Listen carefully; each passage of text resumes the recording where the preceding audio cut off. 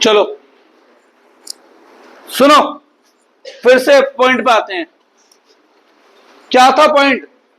Cash book, ओ credit side of cash book cast short. तो cash book में credit मतलब माइनस साइड, और माइनस हमने क्या दिखा रखा है? कम। जो भी हमने पासबुक में माइनस दिखाया होगा कैश बुक में उससे 500 रुपए कम दिखा रखे हैं। जो मन करे वो अमाउंट अज्यूम कर लो, जो मन करे। 5000 मान लो, अगर हमने पासबुक में 5000, बेटा इसमें इसके कंपैरिजन कम पैसे दिखा रखे हैं। हाँ हाँ, ठीक है ना। अगर पासबुक में 5000 दिखा रखे हैं तो कैश बुक में कितने दिखा रखे हैं? तो भी बराबर करने के लिए क्या करूंगा? प्लस 500, है ना। और कई बार एग्जांपल दे रहा हूं, अगर हमने पासबुक में 1000 दिखा रखे हैं तो हमने कैश बुक में कितने दिखाए होंगे? बताओ, बराबर करने के लिए क्या करूंगा? और अगर हमने पासबुक में -500 दिखा रखा है तो कैश बुक में कितना दिखा रखा है? 0। हमने 500 रुपए कम दिखा रखे हैं, जाहिर सी बात है बराबर करने के लिए क्या करूंगा? प्लस 500। कैसे भी सोच लो बेटा, जैसे मन करे, बस एक अमाउंट सोचना है हमें, कोई भी जो मन करे, ठीक है।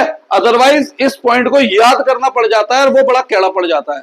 कभी अंडरकास्ट, कभी ओवरकास्ट, कभी कैश बुक, कभी पासबुक, बहुत मिक्सिंग हो जाएगी। तो सबसे बढ़िया तरीका है कोई भी एक अमाउंट एज्यूम कर लिया।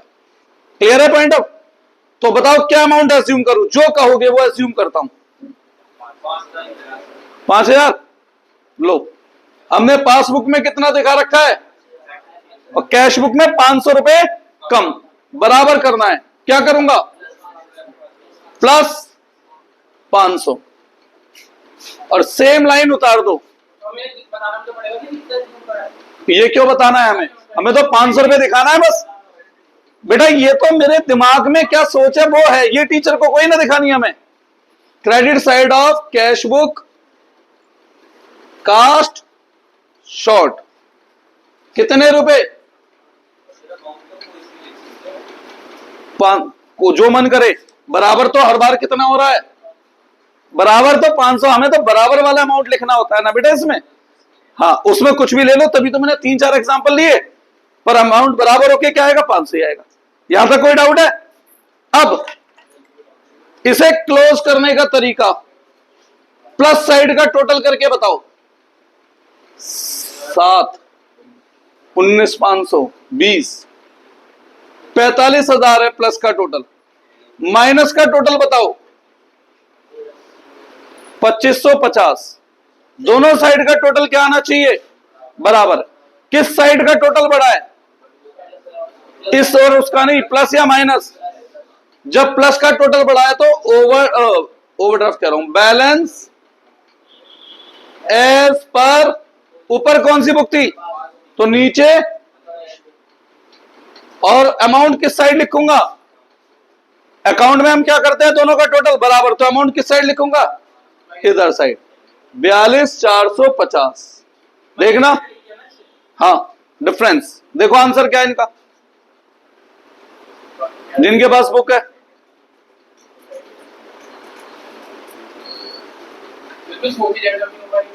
अभी तो 4 क्वेश्चन करेंगे। आ जाओ भैया, अभी तो 4 क्वेश्चन और करेंगे भैया। 3। क्या हाल है भाई? बढ़िया। हाँ, बहुत छुट्टी होती है बीच बीच में। पढ़ाई में वैसे तो ठीक है, छुट्टी बहुत होती है भाई।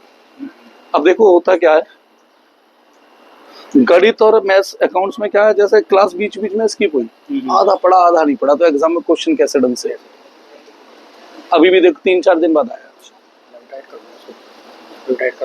ठीक है ना? हाँ, ऐसा है ना, छुट्टी नहीं। अब तुम ही ऐसे सोचो ना यार, मैं कहीं रोज जिम जा रहा हूँ, एक दिन क्या 6 दिन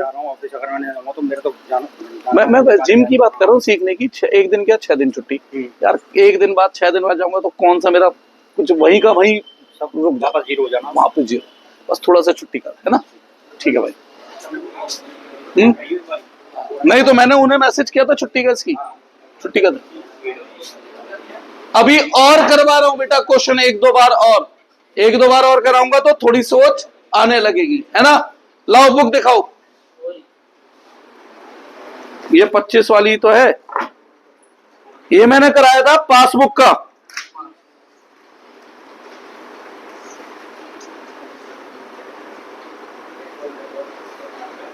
इलिस्ट्रेशन 18 भेजो फोटो तरीके से, मिक्स करा रहा हूं मिक्स। बेटा अकाउंट में दोनों साइड का टोटल हमें क्या करके दिखाना होता है बच्चे, बराबर ना। तो अगर मैं इधर और लिख दूंगा तो और डिफरेंस बढ़ जाएगा।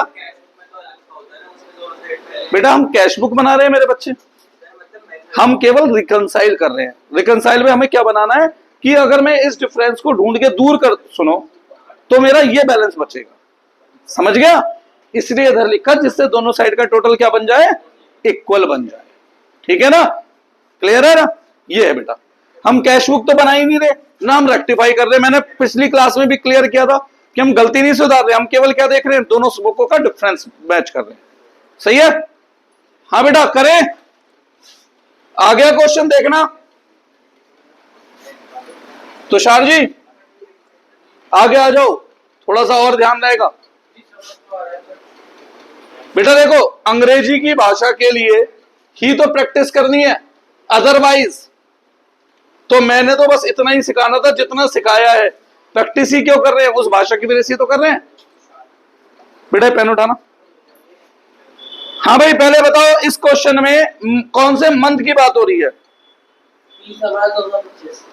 30 अप्रैल। तो हमें यह जरूर ध्यान देना है मंथ कौन सा है। अब ऐसा क्यों, हम सपोज करो तुषार चोपड़ा जी और अरोड़ा जी दोनों, सपोज करो हम अप्रैल के महीने में बात कर रहे हैं और चेक जमा हुआ है मई में, तो अप्रैल में वो जमा हुआ नहीं हुआ है ना, तो हमें मंथ से मतलब होता है ना। हम इसीलिए सबसे पहले क्या लिखना है, मंथ। जो काम मई में हुआ मेरे हिसाब से वो काम अप्रैल में नहीं हुआ है। क्लियर है। अभी आगे जाके क्वेश्चनों का लेवल भी तो बढ़ाऊंगा, जब आप नॉर्मल क्वेश्चन कर लोगे तो लेवल बढ़ाऊंगा, तो वहां ऐसे ही पॉइंट आएंगे, काम हो रहा है पर मंथ अलग हो रहे हैं, तो फिर दिक्कत आएगी। क्या लिखना है सबसे पहले, किस मंथ की। चलो अब पॉइंट बोलो क्या है। बैंक ओवरड्राफ्ट, अब की बार ओवरड्राफ्ट दे रखा है, क्या दे रखा है, किसका ओवरड्राफ्ट दे रखा है। तो किसी का भी ओवरड्राफ्ट हो फर्क नहीं पड़ता, ओवरड्राफ्ट हमेशा कहां लिखते हैं, माइनस में। कितना, 1,10,54,000। और अगर बैलेंस है तो कहां लिखते हैं, प्लस। बस इतना फर्क है ओवरड्राफ्ट और बैलेंस का। ठीक है, अब हमारा स्टार्टिंग पॉइंट क्या है, यहां पर स्टार्टिंग पॉइंट हो गया। तो अब की बार हमारा काम क्या है, कैश बुक को पासबुक के बराबर बनाना है। ठीक है, और यही कॉन्सेप्ट है बस इस चैप्टर का, एक तरफ कैश बुक और एक तरफ पासबुक। तो बताएं बच्चों, check issued on 20 April 2025 but not yet presented. अब सुनो, चेक इशू बेटा यहां ध्यान दे लो, बहुत टफ चैप्टर है, मान जाओ मेरी बात। बाइसेप ट्राइसेप बाद में,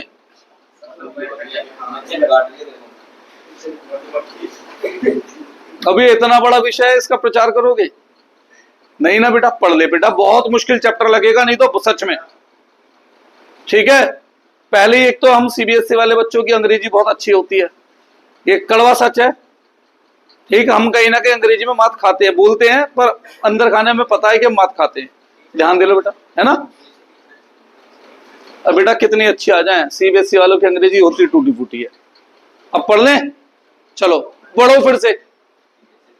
check issued on 20 April 2025 but not yet presented. ठीक है, पहली बात चेक इशू हम करते हैं बैंक, हम कौन सी बुक में एंट्री करते हैं, चेक इशू मतलब पेमेंट। तो हमने पैसे काट लिए, कितने, 15,000। पर ये चेक बैंक में नहीं पहुंचा तो बैंक ने कितने पैसे काटे, इसमें कोई डाउट है। अब दोनों को क्या करना है, बराबर। अब की बार स्टार्टिंग पॉइंट क्या है, तो इस कैश बुक को पासबुक के बराबर बनाना है, बस इतना ही कॉन्सेप्ट था। अब मेरी तरफ से चारों पॉइंट खत्म। ठीक है, बराबर करना है, बताओ क्या करूं, प्लस 15,000 और ये लाइन उतार दो। Check issued but not presented, check issued but not presented. कुछ पूछना है इसमें? हाँ जी, किसी को पहले पॉइंट में कोई डाउट है? क्लियर है भाई? Sure? Point number 2, cash book passbook. पहले ये सोचो क्या हो चुका है, फिर ये सोचो बराबर कैसे करना है। ठीक है? और क्या हो चुका है में कैसे सोचना है कि किसके एंड की ट्रांजैक्शन है, किसके हाथ की ट्रांजैक्शन है। ठीक है ना?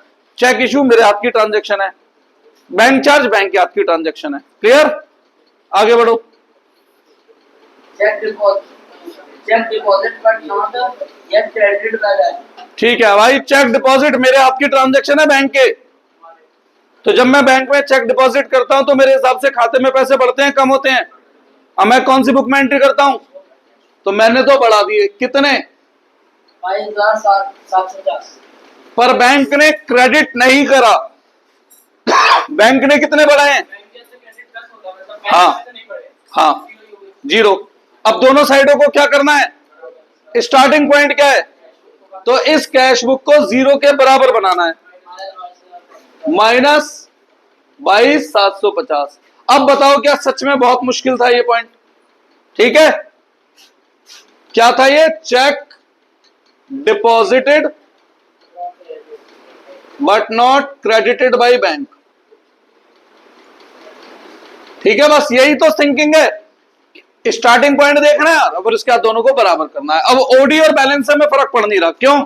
बस ओडी है तो माइनस में लिख रहा हूं, बैलेंस है प्लस, तो हमें फर्क पड़ ही नहीं रहा। सोच हमारी नहीं बदलेगी, सोच हमारी वही रहेगी चारों के चारों केसेस में।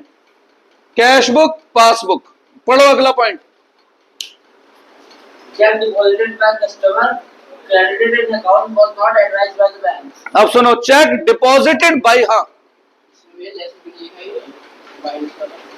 लिख तो दिया। अरे यार लेस ऐसे लिख दे, वो थोड़ा सा जगह की वजह से ऊपर कर दिया। यहां से ध्यान देना, मेन तो ये वाले कॉलम जाएंगे, है ना? अब सुनो फिर से बेटा, सुनो। Cheque deposited by customer. Cheque हम डिपॉजिट कर रहे हैं, कस्टमर ने करा है, तो हमें पता है, बैंक को पता है ये, तो ये किसके एंड की ट्रांजैक्शन है? तो बैंक ने हमारे खाते में पैसे जमा कर दिए होंगे। कितने? 47,400। ठीक है, पर बैंक ने हमें इसकी एडवाइस अब तक नहीं दी। मतलब कस्टमर बेटा, हमें अपने हिसाब से सोचना है, हमारे हिसाब से हम ही कस्टमर हैं। अब एक कस्टमर मतलब मेरे लिए जैसे तुम लोग। हमने नहीं करे जमा। अच्छा एक बात सुनो, मैं अभी 2 दिन की छुट्टी दी, कल की, कल 2 बच्चों ने फीस भेजी, अब मुझे स्क्रीनशॉट नहीं भेजा, मुझे क्या सपने आ रहे हैं? तो मतलब समझे, मेरे खाते में मेरे कस्टमर ने पैसे जमा करे, इसका मतलब ये है। ठीक है, मेरे खाते में मेरे, पर हमें इसकी एडवाइस अभी तक नहीं मिली है। अब बराबर करना है। स्टार्टिंग पॉइंट क्या है? तो इस कैश बुक को इसके बराबर बनाना है, तो +47,200 direct deposit by customer into bank. Direct deposit by customer. मैं पहले सोच रहा था 4 क्वेश्चन कराऊं, नहीं 1 और 3, बस पहले इतना ही रिवाइज करके आना पॉइंट्स दोबारा से एक बार। ठीक है ना? अगला point, cash book passbook. Interest debited by bank और सप्लाई। अब सुनो, डेबिटेड बाय बैंक लिखा है, तो एंट्री मैंने की है, बैंक ने की है?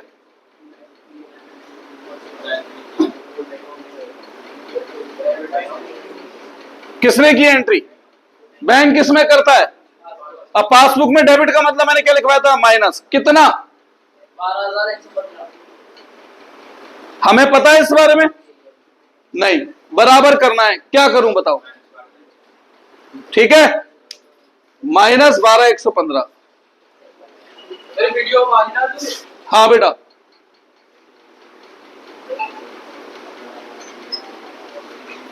-12,115 मुश्किल है। ठीक है, बस थोड़ी अंग्रेजी भाषा पे ध्यान दो। और हमें अपने से मतलब, मैं फिर बोल रहा हूं, हमारे खाते में बैंक क्या कर रहा है, बैंक में भी केवल पूरे बैंक से मतलब नहीं है, हमारे खाते में बैंक क्या करेगा हमें उससे मतलब है बस। ठीक है, अगला पॉइंट पढ़ो, cash book passbook. Subsidy received by from the authorities by bank on our behalf. हमारे ब्याह पर बैंक को कुछ मिला है, हमारे ब्याह पर बैंक को कुछ मिला है, तो पहली बात हमें पता है, बैंक को पता है, तो एंट्री हम करेंगे पहले, बैंक करेगा। जब बैंक को हमारे ब्याह पे कुछ मिल रहा है तो हमारे खाते में पैसे बढ़ाएगा कम करेगा? मेरे ब्याह पे तू पैसे लेकर आ रहा है तो मेरे खाते में पैसे बढ़ाएगा ना, है ना? कितने रुपए हमें नहीं पता, बराबर कर रहा है, क्या करूं? Subsidy receive by bank. On behalf of credited to the loan का मतलब क्या है? क्रेडिटेड मतलब प्लस कर देना यार, पासबुक में क्रेडिट मतलब क्या बताया था, plus. Subsidy receive by bank 22,000। आगे बढ़ो, Amount wrongly debited by bank. Wrongly debited by bank, cash book passbook. सुनो, कितने हमें नहीं पता, क्या करें? प्लस। बेटा कौन सी बुक है, बस ये बात ध्यान रखो, बुक कौन सी बराबर कर रहे हैं, रॉन्गली डेबिटेड बाय बैंक। देखो समझाने के लिए मेरे पास अब खत्म, अब मेरे पास केवल लैंग्वेज क्लियर करने के लिए बची है, समझाने के लिए कुछ नहीं बचा। समझाना तो बस मुझे इतना सही था, ठीक है, समझाने के नाम पे तो मुझे यही करना था। आगे बढ़ो, cash book passbook. Amount is wrongly credited by bank. पहली बात किसने करा है, कितने? 5,000। हमें नहीं, बराबर करना है, क्या करूं? Plus 5,000, wrongly credited by bank, wrongly credited by bank. आगे बढ़ो, बस अब टोटल करो,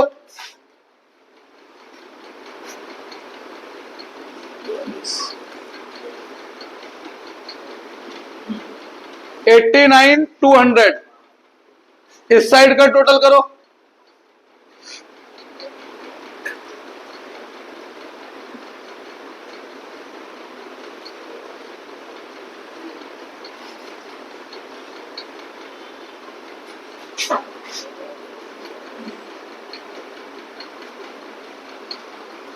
चौदह 515,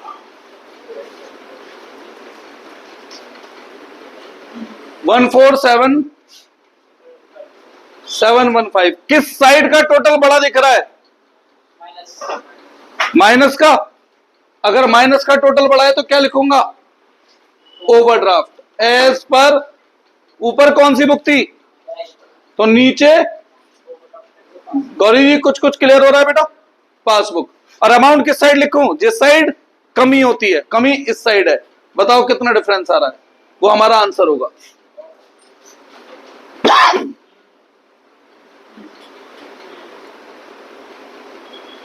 सत्रह में से 9 गए 8, 58,515। आंसर देखना, देखो मैं फिर बोल रहा हूं, अब मेरे पास सिखाने का तो खत्म काम, इतना ही सिखा सकता था कि इसका कॉन्सेप्ट क्या है, दोनों बुकों को बराबर बनाना।